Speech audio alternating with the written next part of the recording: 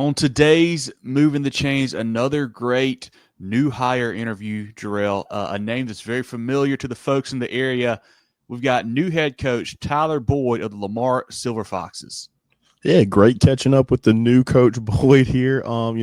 He's blazing his own path in the coaching profession, and it's just really cool to see his growth and having the opportunity to catch up with him. So excited about that Lamar program. It's always one of the dominant programs in that classification. So I'm sure he's going to put his stamp on it and ready for this new era there. No doubt, a really fun interview. Hope you guys enjoy it. Once again, Tyler Boyd, new head coach of the Lamar Silver Foxes here on Moving the Chains. Get ready for the ultimate South Carolina high school football experience with Movin' the Chains. From previews to recaps, we've got you covered. Dive into our expert preview shows, predicting winners and sharing insights. Then join us post-game for the thrilling recaps, exclusive interviews, and highlights you won't find anywhere else. Plus, connect with fellow fans on our Friday night spaces on Twitter/X. No one covers South Carolina high school football like us. Join us at Movin' Chains on all social media platforms and visit movinchains.com today. Welcome into Moving the Chains, brought to you by Founders Federal Credit Union. I'm Kevin Thomas alongside Jerel Hendricks. We've got a great interview today, a very special guest, the new head coach of the Lamar Silver Foxes, Tyler Boyd. Coach, how you doing today? I'm doing great. Like I said earlier, I appreciate what y'all do for high school football in South Carolina. It's amazing. I've been listening to it the last couple of years, and it gives me something to do on my journey to work every morning. Well, man, we really appreciate it and appreciate the kind words of support for sure. If this is you guys' first time tuning in, be sure to follow us on all social media, Facebook, Twitter/X, Instagram, YouTube, and more at Moving Chains, website movingchains.com, podcast on Apple, Spotify, Google, and more. Coach Boyd was hired in April. He was the head coach at Williamsburg Academy for the past 2 seasons, going 22-3. Prior, he spent time at Lee Academy, Francis Marion, and Lamar. Coach, let's start there. What's that transition been like, getting from Williamsburg over to now in the building there at Lamar? It's you would think me being from Lamar and being a coach's son, growing up here for a couple of decades, I'd be very familiar with it. But, a lot of these kids, my players, I don't know them that, I know some of their parents, went to school with some of their parents. But, a lot of the coaches, there's a couple coaches from, been here forever, but a lot of guys I'm having to get to know. And, a lot of familiarities, but a lot of things where it's, we've had a few different coaches here since I was here last. So things are a lot different, but still, football in the community is still the same. Coach, I know a lot of the listeners are going to know about you, as you mentioned there, and Kevin talked about, your experience in the intro. But if you don't mind giving us some background on, how you got started to this point, in your coaching career, and or how you got started and how you got to this point in your coaching career. My dad coached football, baseball. We moved to Lamar when I was 2. Been here, went to Francis Marion, and while I was at Francis Marion, I played baseball. But I was helping with football. I think I was a camera guy my freshman year because I wasn't sure how much time I was going to have to help with football. I was a camera guy for the football team for a year while I was playing baseball. And then I started being an assistant coach, I think the next 2 or 3 years at Lamar. And then when I graduated from FMU, baseball coach Abnett asked me if I wanted to help coach baseball there. So I did that for 2 years. And then got a job at Lee Academy as assistant football and baseball coach, PE teacher. Did that for 1 year, and then got a head baseball coaching job at Williamsburg Academy and helped with football for 8 years, and then was the head football and baseball coach the last 2 years at Williamsburg. And now I'm here at Lamar. Coach, you kind of mentioned it earlier, as a guy that grew up at Lamar, went to school at Lamar, an alum of Lamar. How special is that, man, to be able to be the head coach where you grew up and where you spent so much time and where you graduated from? Yes, it's crazy. I'm still trying to process it, honestly. It's never coached, my alma mater. Most people don't get to, I guess. But, I don't know, just the sense of pride you have. Like, I've been pulling for Lamar ever since, I left. And now I actually get to coach it. Things have been wide open, so I hadn't really got to think about it a whole lot. But, I know it's pretty cool, especially when I see, young players that I went to school with their parents. Like, that's pretty cool. Coach, a lot of your experience has been in the SCISA ranks. How has that transition been, coming back over to the high school league? And what did you learn about football over there at SCISA? Kevin's a big SCISA guy. We like to shine a light on those programs. What did you learn from that experience? Well, I got to coach with some great everybody in SCISA knows, the guys I coached under. Coach David Rankin for a year. And even though I only coached with him for a year, we talk almost once a week about football, and he still picks on me. I would have the board filled up like this one behind me. I was offense coordinator for him for a year, and I'd have it filled up with all kind of plays and stuff. And he'd walk in there and be like, "You can't run all that. These guys can't." Everywhere I've coached, we've been in a small school, so we got to play both ways. You get half as much time putting in plays as you normally would.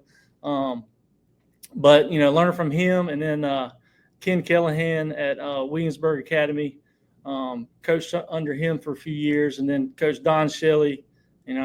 He's probably won more than 10 state championships. So learn from him. On top of my dad, also learning from him throughout my life. But I've got to coach under some great coaches and with some great coaches, and it's been a blessing for me. Coach, we mentioned you were hired, I think it was April, so maybe a little bit late in the process, you could kind of say there. But, with that said, how is the staff shaping up? Were you able to retain a bunch of guys from the previous staff? Were you able to bring some guys in? And how's that kind of shaking up for you now? Yeah, well, we kept everybody. One took another job, and we ended up bringing in, here lately over the summer, we brought in two new guys to help. So, we kind of added a coach since last year. So, but, most, the core group of guys are still here. Coach, I want to ask about what you're going to do schematically there, from an offense and defensive standpoint. What should we expect from the Silver Fox offense and defense? A lot of the same if you watched any of our film or film of Williamsburg, but we'll be in a lot of two-back, one tight end, 21 personnel. You could call it 12 personnel, either way. A lot of gap scheme runs. Traditionally, the last couple of years we've thrown it a little over 60, run it a little over 60% of the time, and thrown it, just under 40. That's what we want to do. If things are going good, we're going to run it, 65, 70% of the time, and go to the house. Defensively, play a 3-4, be real simple. We're going to slant a little bit, and that's about it.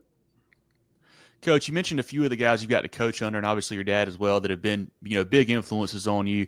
Is there anybody else you want to shout out that maybe you kind of really pick some things from, or maybe even some guys now at the college or pro level you like to watch to kind of take, tips from as far as schematically goes? No, I mean, I've listed the main guys, and, John Floyd helped me the last few years. He's been one of my assistants. He's been great learning the game with him. And, but, a lot of the guys that I've learned from are kind of old school way of thinking. And that's kind of how I am. I mean, honestly, I know you got to be able to run the ball and stop the run, and we got to be tough and disciplined. So, I think I've learned from some pretty successful and great men. And, like I said, that's a blessing. Coach, in the offseason, we like to catch up with coaches like you, and we do a little bit during the season, but the main part of our program is focusing on the players. Who are some special guys that we need to be on the lookout for this year on your squad?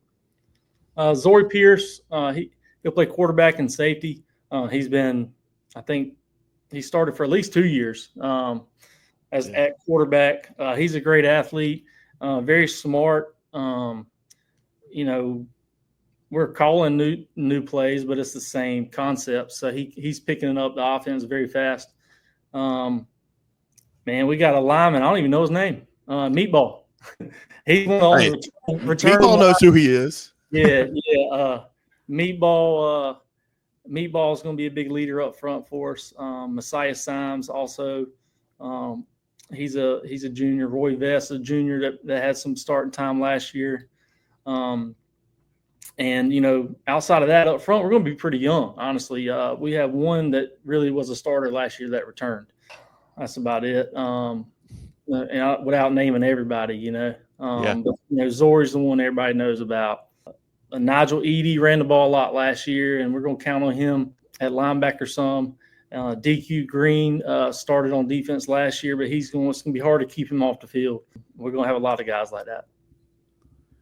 Coach, at a smaller school, it's tough a lot of times in the spring because you can't get your guys out there because they're playing so many other sports. You don't really have a full spring practice section there. But throughout the summer and maybe some 7-on-7 stuff or whatever you guys did, kind of the off season, what have you been able to learn about your team so far as we get ready to head into this August practice time?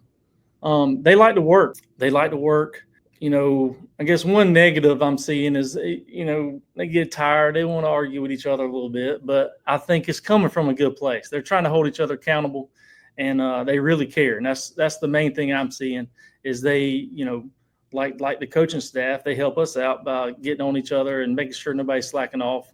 But, that'd be the main thing, I guess. Coach, we're trying to prep ourselves for the season, looking at early schedules and things like that, going into fall camp here. But do you guys have any jamborees lined up that you're going to participate in before you get into the regular season? Yeah, Chesterfield. Coach, obviously you know better than anyone that Lamar has a storied history. It's one of the most storied programs in the state with numerous state titles, numerous big time players, the Hamlins, the Kirklands, all those guys. Does that add any pressure to you knowing that the standard is literally make it to the upper or lower state title game, make it to state title game every year? And kind of what does that add to your plate, I guess, as a coach?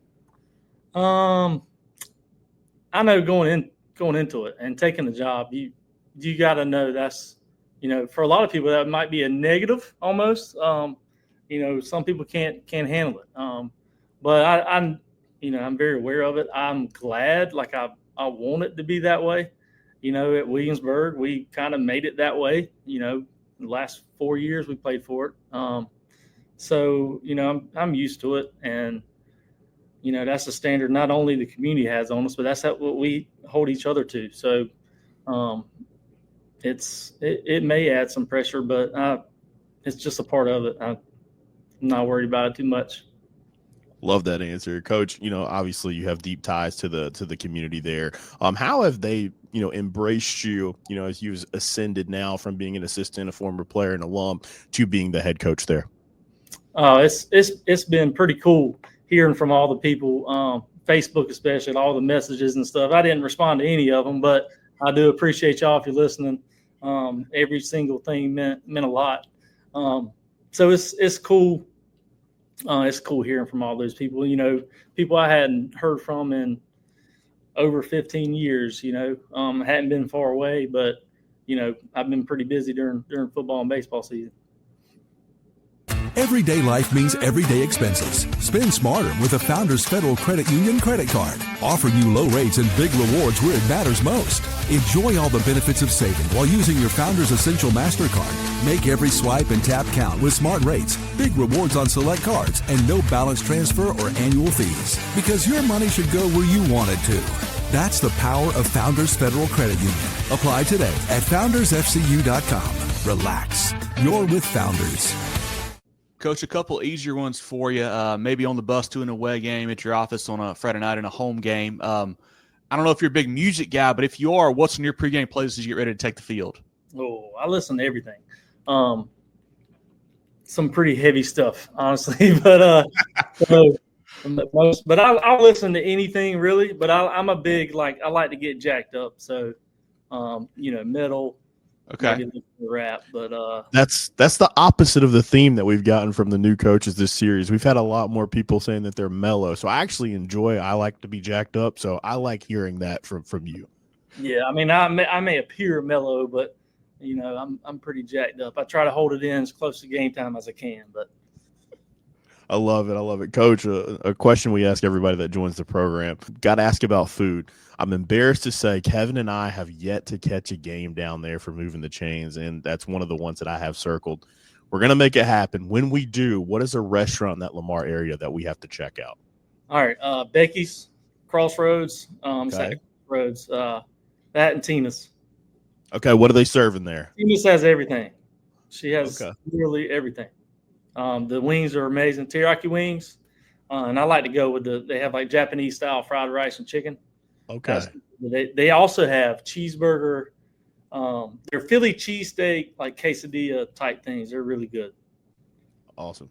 Yeah. I'm in on that. It's like an old country store, hot dogs, hamburgers. They'll hook you up too. Yeah, we got to come down there, I guess, in the playoffs and grab something off the smoker, the steaks and stuff like that. So we may do that. I love it. Well, Coach, obviously Lamar fans are familiar with your dad, J.R. Boyd, the legendary coach, multiple state titles there. How special was that for you getting to, to play for him, and not only play for him, but to get to win a state title with him as well?